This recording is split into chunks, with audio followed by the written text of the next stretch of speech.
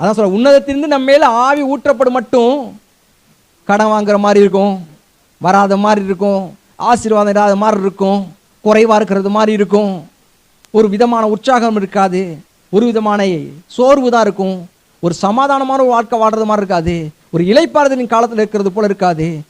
ஆனா உன்னதத்திலிருந்து ஆவி ஊற்றப்பட்டுச்சுன்னா என்ன இருக்குங்கிறாரு. அதுதான் அபிஷேகம் ரொம்ப முக்கியம். பரிசுத்த ஆவியில நிரம்புறது ரொம்ப முக்கியம். பரிசுத்த ஆவியானவரை முதல்ல தேடுறது ரொம்ப முக்கியம். முதலிடத்துல வைக்கிறது ரொம்ப முக்கியம்.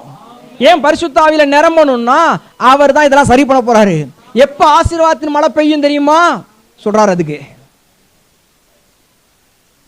குடும்பத்துல, தொழில, கையிட்டு செய்கிறதுல எல்லாத்துலயும் ஒரு ஆசீர்வாதத்தை பார்க்கணும்னு ஆசை இருக்குதா, வாஞ்ச இருக்குதா, விருப்பம் இருக்குதா? அதுக்காகவே ஆசைப்படுறீங்களா? கர்த்தர் சொல்ற பரிசுத்த ஆவியினால் நிரம்பு.